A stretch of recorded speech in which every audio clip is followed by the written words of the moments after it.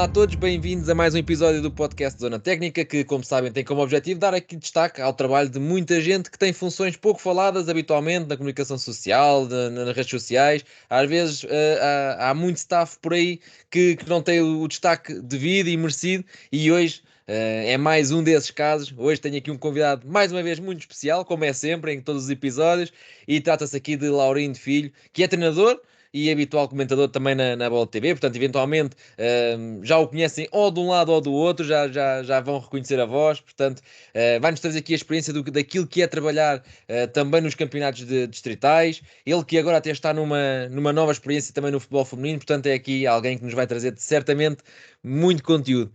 Laurindo, muito obrigado por ter aceitado este convite. Queria-te agradecer e desde já queria-te perguntar, assim já de relance, o Distrital é assim tão amador como aquilo que se pensa? Bruno, antes de mais, boa noite, obrigado pelo convite e espero que esta próxima hora seja muito bem passada. O Distrital é bastante amador. Obviamente que a zona do terreno, a zona do país onde nós nos encontramos acaba por também ter aqui alguma influência, porque, por exemplo, e do conhecimento que eu tenho, a Distrital de Aveiro, a Distrital do Porto e também a Distrital de Lisboa serão muito provavelmente as três mais competitivas. No caso do Porto e de Lisboa, obviamente por uma questão de demografia, não é? Porque existe ali muita Sim, gente, portanto, existe aqui também muitos sim. praticantes. E Os clubes também, e, grandes, também, e também aqui um bocadinho de geopolítica, né? Também são grandes centros. sim, sim, depois também há grandes clubes e há muita malta que faz a formação nos grandes clubes, mas depois com o passar do tempo acaba por ir para campeonatos semi-profissionais e depois também, acho que com alguma naturalidade, acabam depois por continuar a jogar em campeonatos amadores, neste caso nos distritais. A questão da Aveiro tem a ver com um forte investimento que a Associação Local fez e tem feito nos últimos anos. Eu passei durante 2 anos e meio por dois clubes na Associação Local de Aveiro e fazendo o comparativo com aquela que é a realidade em Coimbra, não tem nada a ver. É uma associação muito profissional, mesmo muito profissional a todos os níveis, desde tudo aquilo que tem a ver com processos relacionados com o jogo. Eu posso dar este exemplo. Em Aveiro, um jogo que seja adiado facilmente tem um reagendamento no espaço de uma semana, ou seja, não quer dizer que vá ser jogado no espaço de uma semana, mas há uma data que é agendada, independentemente dos clubes chegarem a acordo ou não, porque existe aqui uma premissa que é os clubes têm que chegar a acordo, se não chegarem, é a Associação Futebol de Aveiro que depois toma as rédeas do assunto, e isso acaba por anunciar, obviamente, o calendário, e neste caso o calendário competitivo em Aveiro.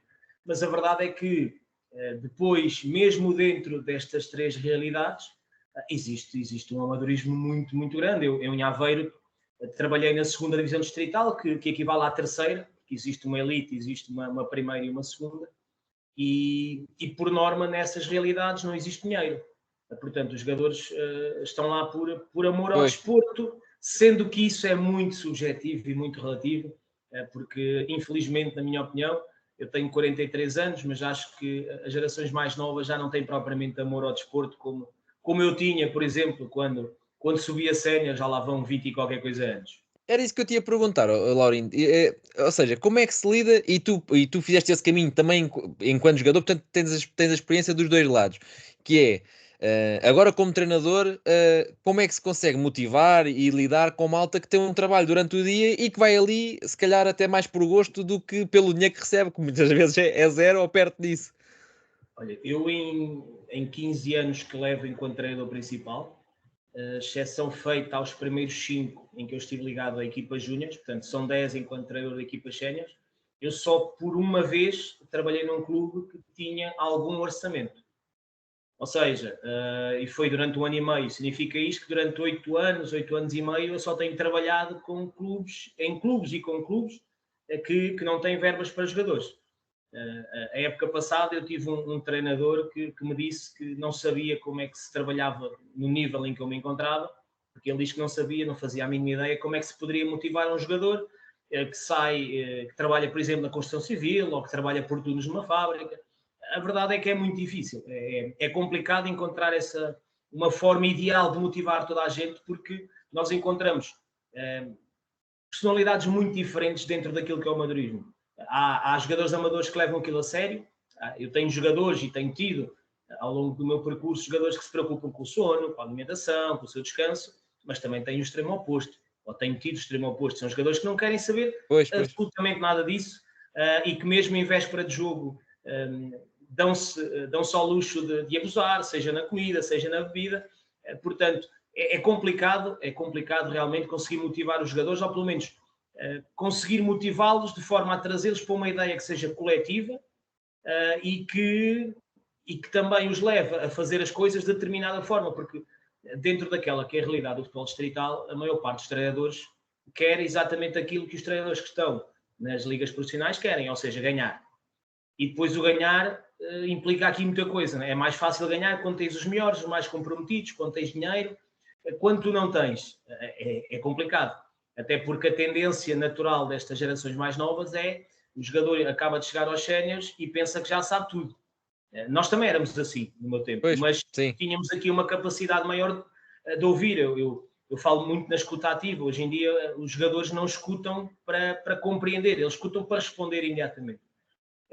E a verdade é que depois, quando se é um treinador que procura ter aqui um processo, uma ideia de jogo diferente, em que se procura jogar um futebol um bocadinho diferente, torna-se muito complicado, e eu aí estou mais do que à vontade para falar, porque eu costumo dizer que se pretendem um treinador que tenha a fórmula mágica para subir divisão e para ganhar títulos, não é comigo que devem falar. O meu percurso não é esse, a minha caminhada não tem sido essa, eu tenho procurado desenvolver aqui um caminho diferente no sentido de ter uma ideia de jogo que consiga primar pela diferença. Obviamente que interessa-me associar resultados a isso, e se eu conseguir fazê-lo, serei muito mais conhecido, mas a verdade é que, mesmo nos patamares em que me encontro, eu prefiro que nós joguemos um futebol muito mais organizado, com ideias muito claras, com princípios também muito bem definidos, ao invés daquele típico futebol do distrital, que estica na Sim, frente. mas tu achas que, e há bocadinho tocaste um bocadinho, quando estavas a falar dos comportamentos dos jogadores, e agora que estás a falar no futebol que queres pôr, talvez uma coisa toque na outra. Tu achas que, lá está, eles também não recebem nada, têm um trabalho durante o dia, vão aí, uns mais, entre aspas, profissionais do que os outros, né? Tu achas que é difícil incutir a mentalidade mais coletiva que um jogar tem? Por isso tudo o que está envolvido. Há malta que vai lá, pá, eu vou lá, faço a minha prestação e vou-me embora. É mais individual do que coletivo? Ou tem tendência a ser? A tendência é essa. A verdade é que depois também tem muito a ver com. Nós não podemos falar a nível distrital numa cultura organizacional de clube, não é? Mas podemos falar numa certa identidade. Óbvio, eu já trabalhei num clube a nível sénior em que eles eram, e ainda hoje são conhecidos, é um clube muito conhecido pela questão daquela raça, daquele querer, daquela vontade, mais do que propriamente pelo futebol praticado. E eu, quando lá cheguei, procurei implementar as minhas ideias. E eu posso dizer que no primeiro ano em que lá estive, falhamos a subida da divisão por um ponto. Uhum. Por um ponto. Tivemos o melhor ataque do campeonato. Um dos meus dois avançados, que nós jogámos em 4-4-2 Losango, fez 38 golos nessa época. Portanto, éramos uma equipa claramente ofensiva. Mas eu tive jogos em casa em que os adeptos provavelmente ficavam muito mais felizes quando viam um central meu aliviar a bola para fora do campo do que propriamente por ver uma jogada construída desde trás. Isso depois também acaba por afetar um pouco os jogadores mediante o contexto e mediante também um pouco aquela que é a cultura do clube. Eu nestes anos todos só tive um clube em que senti alguma dificuldade em conseguir tornar as coisas mais coletivas, mas depois aí cabe ao treinador e à sua equipa técnica perceber se querem continuar a seguir o seu caminho, não é? Ou se querem ceder e abrir um precedente, sabendo que a partir do momento em que se cede e em que se abre um precedente, perde-se completamente o controle das coisas e depois deixamos de ser treinadores. Claro. Olha, já agora, e também pegando um bocadinho, também por outra coisa que tu disseste agora, a nível de cultura organizacional, neste nível não há estrutura, como se fala, ou seja, por exemplo, tu vais à Bola TV, eu também vou, e a questão aqui, às vezes estamos aqui a falar da estrutura, do Benfica, do Sporting, do Porto, aqui a este nível não há estrutura, és tu e o Presidente. Por norma, há uns anos esta parte, existe sempre alguém que se denomina ou se autodenomina Um como diretor diretor desportivo, desportivo. exato. Exatamente. Só que é complicado, para já é complicado a este nível ser um diretor desportivo quando há dinheiro, porque não há muito. E quando não há dinheiro, como é que se é um diretor desportivo? E como é que um diretor desportivo que não conhece o treinador que acaba de chegar ao seu clube quer ir buscar jogadores para este treinador? O problema no Distrital é que isto ainda às vezes é tão amador que as pessoas acham que basta ir buscar jogador A, B, C ou D, o treinador depois chega e vai trabalhar com eles, independentemente daquele jogador estar acima do peso, daquele jogador poder treinar às vezes todas ou não, daquele jogador ter aqui um outro tipo de condicionante, seja a nível familiar, da sua dinâmica familiar, porque, por exemplo, a mulher pode trabalhar por turnos e ele tem filhos pequenos e não tem com quem deixar os seus filhos, portanto, a estrutura é uma estrutura fictícia, da mesma forma como também às vezes é em clubes semiprofissionais ou até profissionais, como nós bem sabemos. Sim, pá, eu vejo, lá está, eu também eu já colaborei aqui várias vezes com o clube, eu sou aqui da Malveira e há o Atlético da Malveira, e é um clube que apesar de ter, lá está, e até te vou dizer, olha, tem um campo relevado, tem um futebol 7, tem um ringue de futebol 5 relevado e tem um campo ainda de futebol 11 sintético, ou seja, para um clube amador tem umas instalações top. Epá, incríveis. Alugam muitas das vezes ao Estoril, agora está alugado ao Estoril feminino, ao Mafra Sub-23, muitas das vezes. Mas depois, aquilo que é o clube da Malveira, o que nota-se que é o presidente, há um diretor desportivo, como estavas a dizer, e depois é a equipa técnica. E muitas das vezes aquilo não é bem uma estrutura, tipo, se for preciso, o treinador pode pedir uma coisa, mas o presidente está bem, e aqui o diretor desportivo fica ali encarregue dos lugares do autocarro ou de fazer as substituições para um lado e para o outro. Pá, e nota-se, eu acho que isso era, não sei qual é que é a tua opinião, mas e já disseste o que há, mas se calhar numa ótica de melhorarmos também este nível do futebol, se calhar passava um bocadinho por aí, ou seja, a criar aqui uma estrutura à volta das equipas que permita até angariar mais dinheiro ou até arranjar mais formas de financiamento para que depois possa melhorar as questões do campo, porque eu acredito que, por exemplo, tu queres dar um bom treino e até haja ou existam poucos recursos, poucos materiais, por exemplo, para dar um bom treino. A questão aqui há clubes que têm alguma dificuldade em acompanhar a modernização, digamos assim. Pois. Ou seja, há clubes cuja direção estão ali, a direção está ali há 15, 20, 25 anos, como é óbvio, vêm de futebol, viram um futebol muito diferente daquele que se pratica agora, como é óbvio também, conviveram com pessoas com princípios muito diferentes daqueles que são os princípios que, por norma, hoje em dia também se vê no futebol, e ainda acham que as coisas podem se fazer de forma antiga, pronto, à antiga, Pois. não é? Pronto, só com base na vontade, não é? Exatamente, só que hoje em dia, lá está, fruto também um pouco das alterações que nós temos visto nos últimos tempos naquela que é a nossa sociedade, o jovem jogador de hoje, que está no distrital, vamos falar só daqueles que são formados nos clubes distritais. Enquanto eu, no meu tempo, eu fui formado na Associação Desportiva de Poiares, e o meu sonho na altura era chegar a sénior e jogar na equipa sénior e ser, com sorte, um dos capitães do plantel sénior. Eu tive essa sorte. Hoje em dia é muito raro um miúdo que esteja a fazer toda a sua formação naquele clube, que foi o meu caso, que depois, quando salta do futebol júnior para o futebol sénior, tem aquela preocupação de que, calma, eu agora quero integrar a equipa sénior, tenho os meus objetivos, peço desculpa, e a maior parte deles não tem esse desejo. Quando chegam ali, a partir dos juvenis, é uma idade já complicada, porque são as primeiras namoradas, são as primeiras saídas à noite, o primeiro contacto com o álcool, com o tabaco, e muitos deles acabam por se começar a desviar um pouco do seu caminho e depois acabam por abandonar o futebol ainda antes de chegar a sénior ou então na passagem entre os júniores e os séniores. E depois a verdade é que se nós, porque eu acredito que tudo na vida tem a ver com o processo que nós queremos desenvolver e levar a cabo. Se os clubes não têm condições de assegurar os seus melhores jogadores a nível distrital, se os clubes ao longo da sua existência também não têm tido a capacidade de angariar mais dinheiro, e atenção que o angariar mais dinheiro não quer dizer necessariamente uma melhoria da qualidade, quer das infraestruturas, quer também da própria qualidade do jogo da equipa, porque às vezes há muita gente que consegue arranjar algum dinheiro e depois o dinheiro nós não conseguimos perceber muito bem onde é que ele é aplicado, mas a verdade é que a partir do momento em que um clube não tem bem definido o seu caminho, eu acho que é muito difícil haver aqui condições para se criar uma estrutura. E depois, por norma, o que acontece há treinadores que procuram assumir um pouco mais essa pasta, há clubes que sabem lidar bem com isso e que aceitam bem isso, mas também há clubes que querem manter o controle de quase tudo e só querem que o treinador dê treinos e faça 11 ao domingo e depois Pois, ganhe. claro. Só que as coisas não se processam propriamente assim. Não é? Eu, por exemplo, eu sou um treinador, quando eu percebo que não existem grandes condições, eu prefiro puxar a responsabilidade toda para o meu lado, porque depois, correndo bem ou correndo mal, no final, eu sou responsável. E aí estou à vontade, podem me imputar as responsabilidades que quiserem.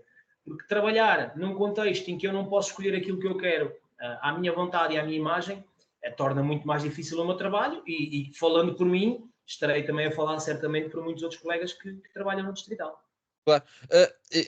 Isto eu não sei se tu conheces, ou se eu acredito que sejam muito poucos, mas há poucos projetos, ou seja, há poucos clubes a este nível com um projeto que até podem ser um projeto sem financiamento, ou seja, os jogadores estão lá todos de borla, tranquilo, mas há claramente uma linha a seguir. Consegues identificar muitos casos desses? Não. Não, Pois. infelizmente não. Aqui em Coimbra é muito raro isso acontecer, mesmo muito, muito raro.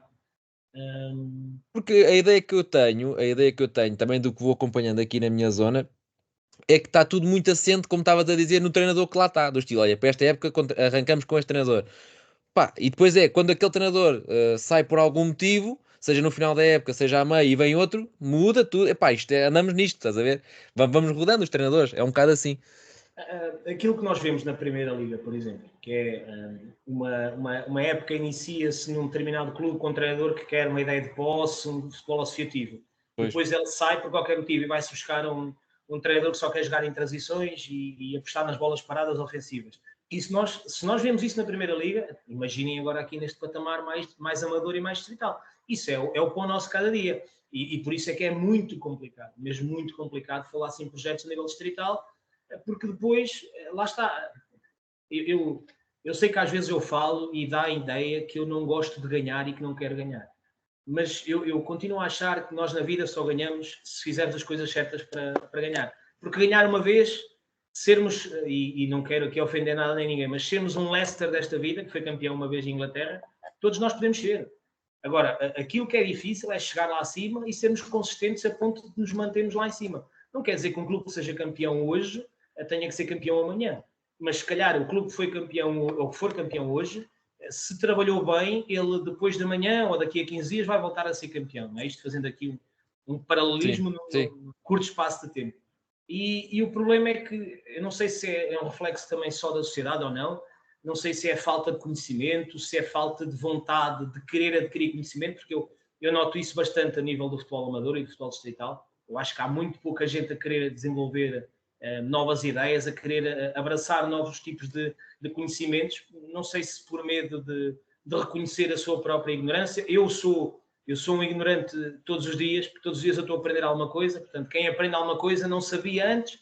Agora, depende da forma como nós queremos interpretar aqui a palavra ignorante, não é? Não é de forma pejorativa, é uma questão Sim, sim, real. sim, sim, Quem não claro. sabe uma coisa, ignora, portanto, acaba por ser ignorante em relação àquele tema. Mas a verdade é que depois torna-se muito difícil. Toda a gente quer ganhar, muitos não querem saber como é que querem ganhar, só querem ganhar. Nem todas as épocas assim é, mas por norma, no futebol distrital, há épocas que começam e nós ouvimos falar que 5, 6, 7, 8, 9 equipas querem ser candidatas ao título. E quem está por dentro do assunto, quem conhece a realidade, começa a coçar a cabeça e dizer assim: então, mas calma lá, eles não têm dinheiro, querem ser campeões. Ou eles têm, sei lá, 25 euros para dar por cada jogador, mas eles não têm condições de infraestruturas e querem ser campeões. Porque a verdade é essa: a forma mais fácil de ser campeão é ter os melhores. Por norma, para ter os melhores, temos que ter dinheiro. E às vezes, nem tendo dinheiro e tendo os melhores, conseguimos ser campeões. Não é? Porque o futebol não é uma ciência tão exata quanto isso. Claro. Mas é muito difícil falarmos em projeto no futebol distrital. Olha, tirando a parte do projeto, existe estabilidade? Ou seja, tu encontras clubes que deixam o treinador trabalhar mesmo com maus resultados? Ou aqui também é como a Primeira Liga que aquilo vai? Há alguns clubes que não promovem essa estabilidade. Eu tenho sorte. Pronto, quero acreditar que é uma questão de sorte só. Eu até hoje ainda não fui despedido. E não posso dizer, eu volto a dizer, não sou um treinador que suba a divisão e que ganhe títulos. E já tive, deixe-me aqui recordar, tive uma experiência em Aveiro em que, se não me falha a memória, os primeiros 4 jogos de campeonato perdemos todos e nunca me tinha acontecido até à data. Perdemos os 4 primeiros jogos e eu já estava a ficar preocupado porque não sabia o que é que havia de fazer. Quer dizer, Claro. atenção, podemos olhar para o contexto. Nós fomos contratados já em cima do início da pré-época e só havia 4 jogadores a transitar de uma época para outra. Portanto, Sim. fomos obrigados a montar um plantel, mas mesmo assim não é muito comum os primeiros 4 jogos termos perdido. Mas a verdade é que não, a direção na altura nem sequer equacionou essa hipótese, deu-nos sempre o apoio total, e até agradeço que assim tenha sido, porque depois em dezembro desse ano uma equipa aqui da divisão de elite de Coimbra foi-nos buscar e provavelmente só nos foi buscar porque depois os resultados foram começando a aparecer e a qualidade de jogo também, e a coisa acabou por correr bem. Portanto, a minha experiência pessoal é positiva nesse aspecto. Eu nunca tive um clube que, ganhando mais ou ganhando menos, me quisesse mandar embora. Mas conheço algumas realidades em que isso acontece, porque lá está, porque é uma questão de gestão de expectativas. Não é? Sim. Até pode lá chegar e dizer, se calhar ainda não estamos em condições de ser campeões. Os diretores assim querem, prometeram a meia dúzia de sócios que vai às assembleias e depois a partir daí já sabemos o que é que acontece. Sim, tu agora falaste aí no plural, ou seja, e clubes que vos querem, etc. E isso, eu apontei logo aqui uma pergunta e eu vou apontando para não me esquecer. Ahm, as equipas técnicas mantêm-se, por exemplo, o teu adjunto tu agora estás num clube, vais para outro, o teu adjunto é o mesmo, ou aqui, por exemplo, a nível profissional, isso acontece com regularidade e acaba por ser normal, com uma ou outra mudança. Aqui também se mantêm as equipas técnicas ou há mais rotação? Eu só tive um adjunto que me acompanhou durante alguns anos e depois seguimos caminhos diferentes e, entretanto, agora em novembro ou dezembro do ano passado, já nesta época, voltou para trabalhar comigo. Mas eu, fazendo aqui contas, 5, 6, 7, os meus primeiros 7 anos, eu nunca tive o mesmo adjunto. Pois, yeah. Por inúmeros motivos. O primeiro ano, eu costumo dizer isto aqui em jeito de brincadeira, mas para quem não estiver a ouvir e que eventualmente queira vir a ser meu adjunto, pode ficar a saber que vai ter sempre a vida bem garantida, porque eu tenho um ex-adjunto que trabalha no Sporting já há muitos anos, na formação, e tem contrato com o Sporting. Eu tenho um ex-adjunto que é atualmente campeão nacional de iniciados no Qatar e vai a caminho da revalidação do título. Portanto, e estamos a falar de pessoas que são só profissionais e que só vivem do futebol, ok? Uhum. Tenho um ex-adjunto treinador de guarda-redes, que foi meu guarda-redes e fui eu que o lancei enquanto treinador de guarda-redes. Neste momento está na Arábia Saudita, numa primeira experiência enquanto treinador de guarda-redes do futebol feminino, mas já esteve na segunda liga, neste caso ao serviço do Feirense, na equipa técnica do Ricardo Sousa. Portanto, todos estes foram passando por mim, mas por um motivo ou por outro, ou porque a qualidade era tanta que acabaram por surgir outros convites e tiveram de seguir os seus caminhos. A verdade é que nos meus primeiros 7 anos eu não consegui manter o adjunto. Só depois, no 8º ano, é que o Tiago Veloso, que é o adjunto em questão, e que é mais do que isso, é meu amigo, eu sou o padrinho do filho dele, portanto somos muito grandes amigos. Ele esteve comigo 4 anos, depois houve aqui um hiato e depois de uma experiência que não correu assim tão bem num projeto onde ele estava inserido nesta temporada, depois veio juntar-se a mim e em boa hora o fez, porque pronto, além de ser uma pessoa de confiança, ele é o melhor que eu conheço naquilo que é a área da preparação física. Ora bem. Olha, eu tenho estado a ouvir com atenção e há bocado falaste pronto, na ambição dos jovens de quererem chegar à equipa A, de serem capitães da equipa A. E eu lembro-me, eu vou fazer 36 anos agora, e eu lembro-me, se eu for aos meus tempos de juvenil, de júnior, também havia isso, ou seja, nós queríamos ser da equipa A do Malveira. Agora, não tenho a certeza se existe sequer esse espaço para os jovens lá chegar. Dá-me a ideia que, por exemplo, um, as equipas contratam, estás a ver? Não me parece que haja uma promoção, apesar de haver pouco dinheiro, dá-me a ideia que a formação nem sempre é aproveitada. Tens uma, não sei se é só a sensação que eu tenho, se é por algum motivo, não sei se concordas, ou porque é que achas que isto acontece. Eu acho que, em primeiro lugar, já não há aquela ambição, como eu falei há pouco e tu reforçaste agora, de quem está na formação querer ser jogador da equipa sénior, em primeiro lugar. Acho que são muito poucos os clubes em que isso acontece. Mas depois também temos que tentar aqui perceber o porquê dessa realidade. Em primeiro lugar, eu acho que é também um pouco o reflexo da sociedade, ou seja, enquanto eu no meu tempo nós tínhamos o futebol e não tínhamos mais nada, não é? Hoje em dia um jovem tem 150 hobbies à sua disposição e é normal que acaba por dispersar um pouco a sua atenção e eu volto a dizer, para o bem e para o mal, como eu costumo dizer, o futebol para mim é uma doença, portanto eu não me consigo ver livre disto e para mim era impensável praticar o desporto.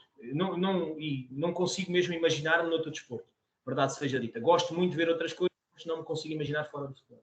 Enquanto eu sei que há muitos jovens hoje em dia que, fruto de experiências que vão também tendo ao longo da sua infância, acabam por não se concentrar única e exclusivamente no futebol e acho que isso acaba por contribuir um pouco também para isso. Depois, haver formação e não haver uma equipa sénior que esteja num patamar competitivo minimamente atrativo, atraente, eu acho que também contribui para que os jovens não queiram continuar.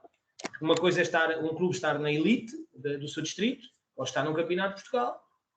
Outra coisa é estar na última divisão ou estar no Inatel, que é o patamar mais baixo dos mais baixos. E depois, existe aqui também a questão de, como todos os treinadores querem ganhar, nem sempre eles têm paciência para continuar o processo de formação do atleta, porque quem chega aos séniores com 18 anos ainda não é um produto acabado nem de perto nem de longe. Eu dias li uma frase que dizia, tentar traduzir aquilo para português, mas uma frase que dizia que um treinador que não consegue fazer evoluir um jovem que tem potencial não é treinador, porque qualquer um consegue treinar um produto acabado. E é um pouco isto. A maior parte dos treinadores hoje em dia não querem perder tempo. Não querem estar preocupados ali com a questão da orientação dos apoios, do rodar o pescoço, levantar a cabeça, essas coisas todas, pronto.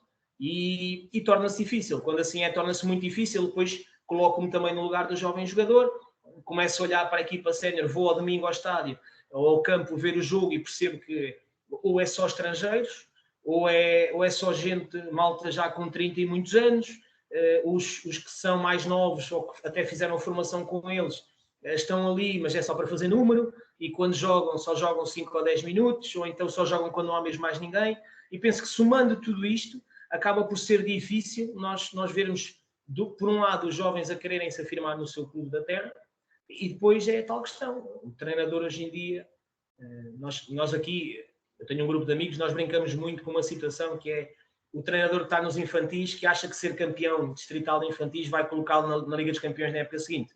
Como se o Mourinho, o Guardiola, o Ancelotti e o Klopp, por exemplo, né, tivessem sido campeões distritais de infantis nos seus respectivos países. As coisas não funcionam assim. Só que enquanto as pessoas continuarem, os treinadores neste caso, continuarem preocupados apenas e só em chegar a determinado sítio e achar que isso só vai acontecer se ganharem e ganharem de forma consecutiva. Sim, o resultadismo. Vai prejudicar muita gente, embora, e em relação ao resultadismo, todos os treinadores são resultadistas, até eu. Claro, até porque tem a cabeça a prémio, se não for assim, né? A questão aqui é, primeiro, a forma como queres ganhar, e depois há uma frase que eu adoro e que digo muita vez, que é, eu também gosto de escolher a forma como eu quero perder. Não é? Porque um jogo de lotaria, que é um jogo em que a bola anda constantemente no ar, eu não controlo nada. Eu, se puder controlar o máximo de variáveis possível, eu sei que se eu perder, pronto, é porque o adversário realmente, se eu fiz aquilo que tinha que fazer, é porque o adversário naquele dia foi melhor do que eu. Ou se dentro daquelas são as variáveis que nós podemos controlar, não controlamos esta ou aquela, também já conseguimos perceber o porquê que perdemos. Agora, ir a jogo e ter um jogo daqueles em que sofremos 50 remates, a bola vai 30 vezes ao posto, o nosso guarda-redes é o melhor em campo, eu vou lá à frente uma vez e ganho, não é algo que me deixe feliz e satisfeito, porque eu sei que isso vai acontecer apenas e só uma vez, a cada 100 anos, mas é isso que a maioria das pessoas procura e que gosta, e enquanto assim for, acho que muito também daquela que é a evolução que o futebol distrital poderia vir a ter, acaba por ser condicionada por causa disso. Sim. Há pouco estavas a dizer que os jogadores, pá, já, com 18 anos, chegam a uma equipa sénior, mesmo neste nível, ainda não são produto acabado e muitos, se calhar, nem estão por aí naquilo que é o processo de evolução a partir daí, ou seja, da aprendizagem, tu falaste no rodar a cabeça, etc, etc, nos apoios. Tu sentes que, ou seja, um jogador até pode estar na universidade, estava no Júnior, foi para a universidade. Também, lá está, também é uma das coisas que se calhar há uns anos atrás não acontecia tanto, agora toda a gente vai para a universidade, há uns anos atrás não era assim, então também os meninos da terra saem da terra muito cedo, então é normal também que não continuem no clube, mas uns têm universidade, outros têm trabalho, eles ainda têm paciência para receber esse tipo de feedbacks e esse tipo de aprendizagens, ou querem chegar ao treino e pá, se é para correr, se é para jogar a bola, é para jogar a bola, agora não me chateias a cabeça. A maioria está mais aí nessa segunda parte, ou seja, a maioria mesmo lá chegar e encarar aquilo só como quase aquela futebolada de quinta-feira à noite que nós alugamos um pavilhão para jogar com os amigos. E depois torna-se complicado quando apanha um treinador, neste caso um treinador como eu, que está muito preocupado com o pormenor, com o detalhe. Não é uma relação fácil, aliás. Quem já trabalhou comigo e quem trabalha comigo sabe que não é. Eu sou uma pessoa muito acessível porque sou, mas sou muito chato. Sou muito, muito chato. Eu tenho essa noção. Eu sei que levo as pessoas à exaustão às vezes com o meu grau de exigência, mas isto também tem um bocado a ver com aquilo que eu sou, porque eu sou assim na minha vida. Eu não sou só assim relativamente ao futebol, portanto, eu sou assim na minha vida em tudo. E a partir desse momento não consigo e também não quero e não vou abdicar de ser aquilo que sou, nem daqueles que são os meus princípios e aquelas que são as minhas crenças, até porque, a verdade seja dita, aqueles que se predispõem a seguir o caminho que nós traçamos, não só evoluem do ponto de vista futebolístico, como também evoluem bastante do ponto de vista humano. E eu tenho alguns jogadores que conseguiram a proeza, como eu costumo dizer, de me acompanhar em 3 clubes diferentes durante 6, 7 e 8 anos, o que não é propriamente fácil. Isso é bom sinal. É. Não, Bruno, eu sou padrinho de casamento de um ex-jogador meu. Pronto, estás a ver? Isso é bom sinal, essa ligação. E posso dizer isso, se ele eventualmente ouvir isto, é o Diogo Carvalho, mais conhecido como Vieira.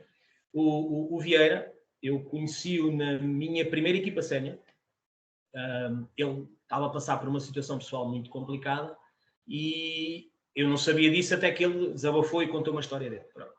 E no final dessa época, eu achei por bem ir falar com ele, marcamos um café e eu fui ter com ele e disse: olha, acho que tu devias parar de jogar futebol um ano, tratar da tua vida, eu vou-te dispensar, eu não vou contar contigo. Ele vivia, sei lá, acho que nem 1 quilómetro do campo. Portanto, não estamos a falar de alguém que vinha longe, não. Tanto que ele foi ver os jogos todos em casa nessa temporada. Mas eu disse: olha, opá, orienta a tua vida, trata de ti, que eu para o ano, no final da próxima temporada, esteja aí onde estiver, tu vais ser o primeiro jogador que eu vou contactar. Eu fiz a segunda época no mesmo clube, ele foi ver os jogos todos. No ano seguinte eu mudei de distrital, portanto fui para a Associação de Futebol de Aveiro, treinar o Clube Desportivo do Luso, e o primeiro jogador que eu fui contratar foi ele. E ele foi comigo. E posso dizer que nos 2 anos que ele esteve comigo no Luso, de um avançado que fazia poucos golos, fez 40 golos. 16 na primeira época e 24 na segunda. Portanto, e depois surpreendeu-me ao pedir-me para ser padrinho de casamento dele. Portanto, isto para dizer que, apesar da exigência que eu coloco sempre nos sítios por onde passo, a verdade é que depois há sempre alguns que conseguem encaixar bem a situação. E neste caso, pronto, falei do Vieira porque, graças a Deus, que foi o único que me pediu para ser padrinho de casamento. Não façam isso, por favor, agradeço. Mas a verdade é que existe muito isso. Os jogadores hoje em dia, como já não levam o futebol como algo sério, e eu continuo a achar que nós podemos ser profissionais dentro do amadorismo. Eu continuo a achar isso. E eu também admito, tenho muita dificuldade em lidar com quem vá ao treino em vez de treinar. São coisas diferentes. Pois, claro. Yeah. Percebes? Mas a maior parte só quer ir ao treino, não quer treinar. Infelizmente. Sim. Eu não sei se isto pode ser uma razão, mas para a malta não ir ao treino só. Mas sentes que os jogadores acaba a formação, chegaram ali aos juvenis, já começam a tremer do estilo, se eu não dei o salto, agora difícil. Júniores, pá, não deu salto, ninguém veio cá ver, não fui chamado a captações no outro lado qualquer, pá, vou para os séniores, ok, vou andar nestas divisões. A ambição deles não parou, não estancou aí e isso não ajuda a que eles se acomodem um bocadinho.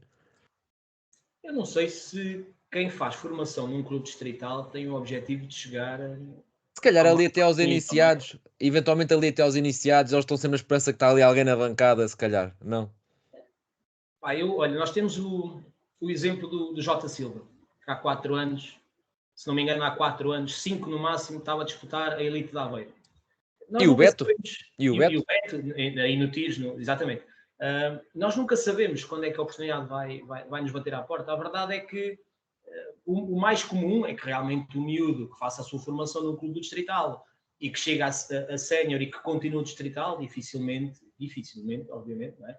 vai conseguir chegar a uma segunda divisão, até mesmo uma primeira liga. Agora, a verdade é que hoje em dia a Liga 3 já é um patamar bastante profissional, até, já tem aqui uma capacidade financeira já bastante assinalável e penso que não apontando tão alto podem sempre querer apontar um pouco mais para cima. Mas depois vai muito a educação que tem em casa, vai muito daquela que é a personalidade que se vai desenvolvendo, vai muito também daquilo que daqueles que foram os treinadores que foi tendo ao longo do seu percurso, da sua formação, se foram treinadores que procuraram incutir neles a questão da missão, não é? O Abel Ferreira fala muito das capacidades volitivas, que são as mais importantes, em especial nos momentos de maior aperto, de maior crise, e eu não sei se hoje em dia as capacidades volitivas de quem está no distrital e é formado no distrital, chega a sénior, se são assim estão assim tão bem trabalhadas e tão bem exponenciadas, ao ponto deles quererem continuar a treinar, independentemente do patamar em que se encontram, seja por uma questão de quererem chegar o mais longe possível ou não, porque a mim faz-me alguma confusão como é que jogadores que, mesmo aqueles que só querem ir ao treino, eles estão a dedicar, a maior parte deles, de tempo com a família, estão Pois ali à é. chuva, estão ao sol, estão ao frio, e eu percebo a questão do escape mental, eu percebo isso tudo, a questão da camaradagem. Quem me ouve falar pode pensar que eu não gosto de ficar a conversar com eles ou beber um copo no final. Não se trata disso. Trata-se apenas e só. Nós podemos ser profissionais no amador, porque se estamos a despender de tempo, se não estamos a receber nada por isso, porque na maior parte dos casos é isso que acontece, já agora vamos dar por bem emprego o nosso tempo, não é? Porque depois também, a verdade seja dita, um clube do distrital, mesmo que não tenha a capacidade de pagar nada aos jogadores, ele tem despesas. É despesa da inscrição, é despesa do seguro de saúde, seguro médico, não é?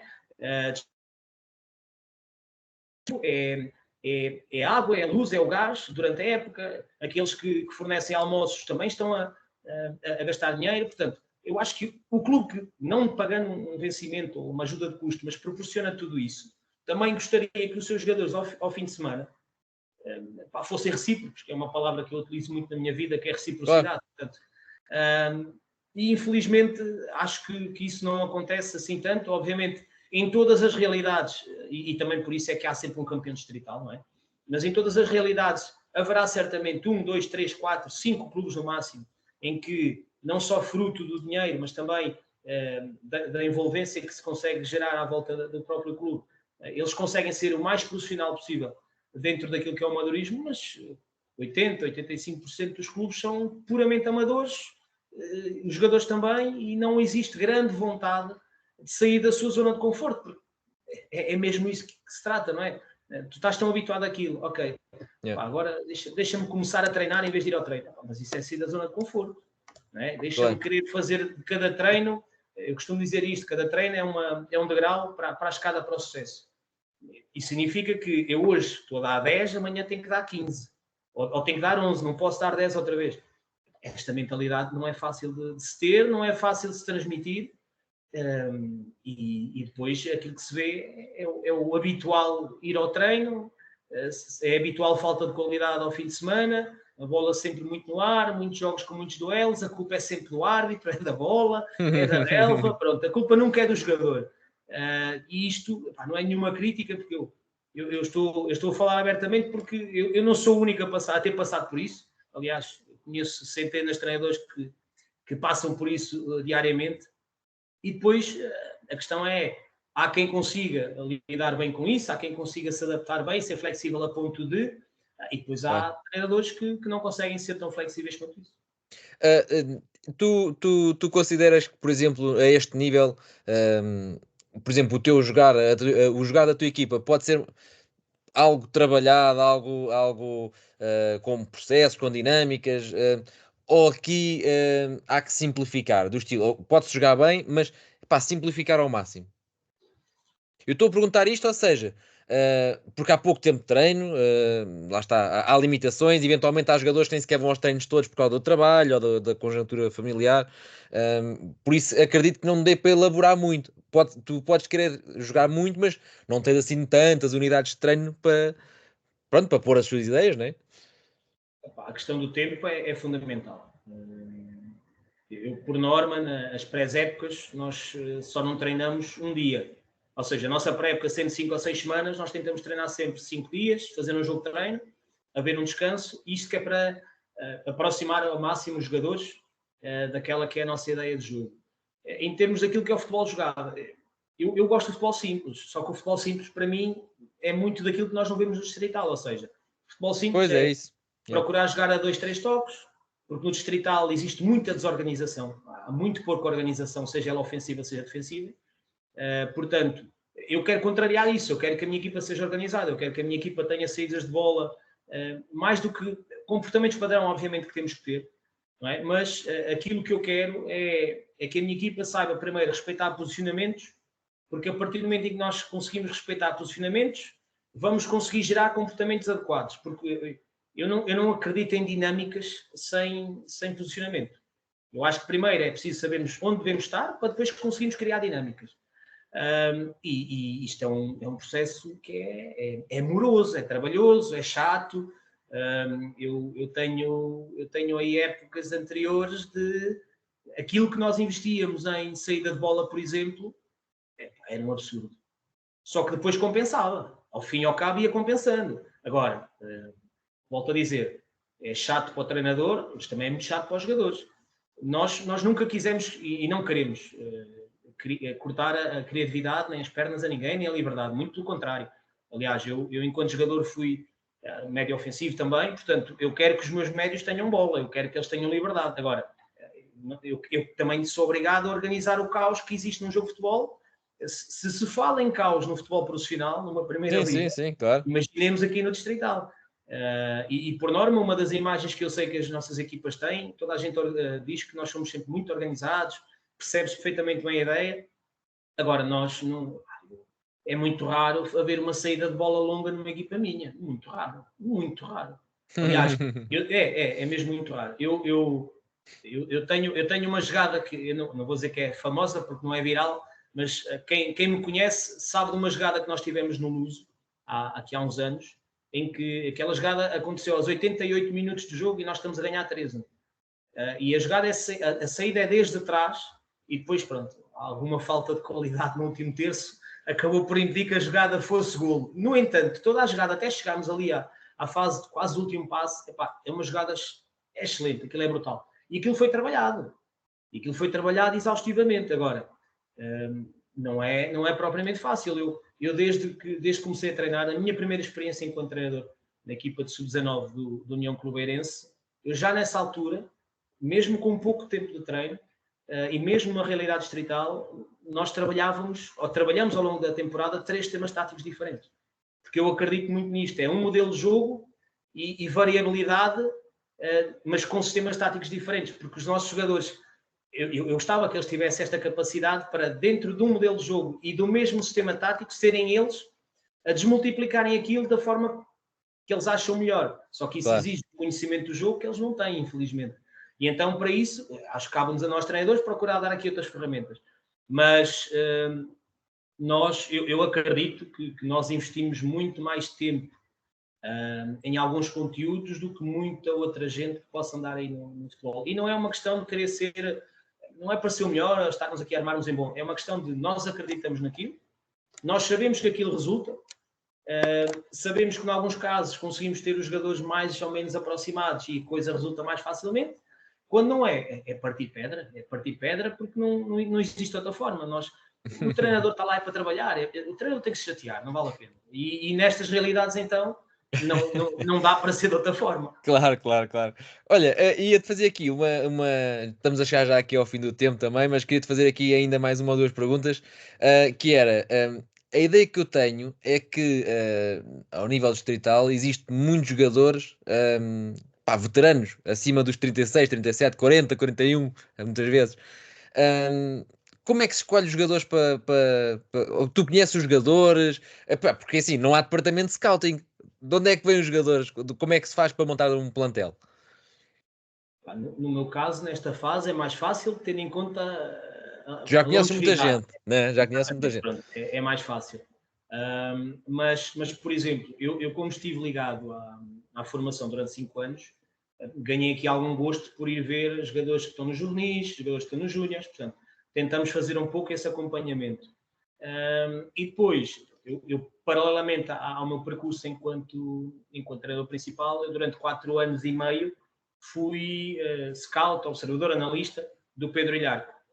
4 anos na Associação Desportiva Nogueirense, a quem desde já mando um grande abraço, porque foram altamente fustigados esta última noite com a tempestade, e também depois meio ano na Naval 1º de Maio. Isto faz com que, como eu também estive ali 4 anos e meio, na altura, aquilo era o campeonato, ainda estive na segunda B, que atualmente é o Campeonato de Portugal, portanto, fui conhecendo também muita gente graças a essa experiência. E depois isto é a base de dados que nós vamos criando, digamos assim, os conhecimentos que nós vamos desenvolvendo, e muitas das vezes, por exemplo, eu já tive clubes em que os jogadores vieram ter para trabalhar connosco graças aos colegas. Porquê? Porque eles gostavam do que estavam a fazer, independentemente de acharem que o treinador era mais chato ou menos chato, mas gostavam, e é uma publicidade que é positiva, funciona mais ou menos como uma publicidade boca a boca. Agora, tanto quanto eu tento controlar o meu processo de scout, digamos assim, por norma é isto, jogadores que nós vamos defrontando, que vamos conhecendo, jogadores que já conhecemos de outras realidades, colegas de jogadores que estão a trabalhar connosco e que eles acham, porque também já percebem aquilo que nós pretendemos, não só do ponto de vista futebolístico, mas depois há aqui uma parte que eu ainda não mencionei, mas eu sou muito chato e muito exigente relativamente àquilo que são os valores morais, os princípios morais. Pronto, eu prefiro ter um jogador que não seja tão bom tecnicamente, mas que do ponto de vista moral e humano seja 10 estrelas, porque eu sei que esse não vai dar. Yeah. Não é questão de dar chatice, é uma questão de. É um jogador que vai ser sempre um elemento de grupo. Sim. E compromisso e responsabilidade. Exatamente. Portanto, a nossa base scout é um pouco essa. E relativamente aos veteranos, sim, continua a haver. Isso também acho que tem a ver um pouco aqui com a esperança média de vida, como a malta se vai cuidando cada vez melhor. Claro. Também consegue manter aqui uma agilidade que lhes permite até aos 40 anos, por exemplo, continuar a jogar futebol a nível distrital. Olha, agora para finalizar, pá, tenho aqui sempre uma curiosidade, que não é uma curiosidade, mas se tu só pudesses fazer uma coisa daqui para a frente, era o comentário na televisão ou era treinar no campo? Agora estás-me a colocar aqui numa posição muito difícil. Eu não vou mentir, e se dissesse agora ao contrário, depois quem nos ouvisse ia moer-me a cabeça, digamos assim. Eu sou muito apaixonado pelo futebol em termos. Eu gosto muito do treino. Eu sou mesmo apaixonado pelo treino. O treino, para mim, é tão bom e às vezes até é melhor do que propriamente o jogo em si. E, portanto, eu gosto mesmo muito de treinar. Agora, na eventualidade de não conseguir uma coisa, obviamente que a parte do comentário, eu tenho a sorte, nesta fase de estando ali ligado à Bola TV, como tu também estás. Pronto, eu sou licenciado em comunicação, é a junção aqui de quase de dois mundos, é quase a perfeição, não é? Mas eu, se me aparecesse aqui a lâmpada com um gênio mágico, o meu primeiro pedido em termos profissionais relativamente àquilo que é o futebol seria sempre a hipótese de ser profissional. E eu já nem, obviamente, eu tenho o meu patamar, o meu teto máximo enquanto treinador, onde eu sei onde é que gostaria de chegar, eu sei que clube é que gostaria de treinar, mas eu já nem aponto para tão longe, eu já só queria mesmo ser profissional, ou seja, estar num sítio onde eu pudesse desenvolver as minhas ideias, com algum tempo, obviamente, nada que fosse eterno, porque ninguém o é, mas e que pudesse ser pago por isso. Tu tens mesmo um clube, não te vou perguntar qual é, mas tu tens mesmo um clube que gostavas de lá chegar. Tenho. Okay. Assim, olha, é giro de saber. Eu estou à vontade, nestas coisas, eu sou muito desempoeirado e eu às vezes pago um pouco por isso, mas não há problema. Pronto. O único clube no mundo, eu nasci no Brasil em 1981, portanto, e por isso é que da outra vez, naquela questão da Bola TV, eu falei da minha equipa de sonho ser o São Paulo do Tele Santana. A minha grande paixão no Brasil é o São Paulo. Eu adoraria treinar o São Paulo. Adoraria treinar o São Paulo, obviamente. Mas depois, a nível, fora dessa questão, que é uma questão emocional, porque eu nasci lá e cresci a ver o São Paulo extremamente ganhador no início da década de 90. Mas o clube que eu seria mesmo o meu patamar era o Liverpool. Era o Liverpool. Eu não consigo descrever o que é que seria estar ali antes de um jogo, fosse da Liga dos Campeões, não interessa, ter aquelas bancadas a entoar o hino e o Ocalona, aquilo deve ser, enquanto treinador, eu não, enquanto adepto, como é óbvio, arrepia, mexe connosco, mas tu estares ali enquanto treinador. Tem uma mística brutal, tem. Yeah. Para mim era atingir o nirvana futebolístico, era conseguir treinar no Liverpool. Esse seria sempre o meu sonho máximo, mais do que uma seleção, fosse ela portuguesa ou brasileira. Para mim, atingir mesmo o nirvana futebolístico seria treinar o Liverpool e felizmente que o Klopp conseguiu reavivar o clube e que agora o Arne Slot vai se sagrar campeão esta temporada e eu espero que o clube aproveite agora esta boa onda, esta boa dinâmica e que se consiga afirmar cada vez mais como o grande clube que sempre foi, mas que até à chegada de Klopp já não era algo que teve. Estava adormecido. Estava bastante. Portanto, se tivesse que ser, antes de ser comentador, seria sempre treinador. Não posso fugir. Não, eu acho que é treinar o Liverpool, acho que é uma justificação plenamente aceitável, quer dizer, ninguém vai condenar isso. Olha, Laurindo, obrigado por ter aceitado este convite, foi um prazer esta conversa. Pronto, isto passa no stand, são 50 minutos, que é para isto render depois no Spotify, que a malta não gosta de ouvir coisas de 1h30, e então 50 minutos é perfeito. Pronto, agradecer-te e esperar que tenhas gostado aqui este bocadinho também.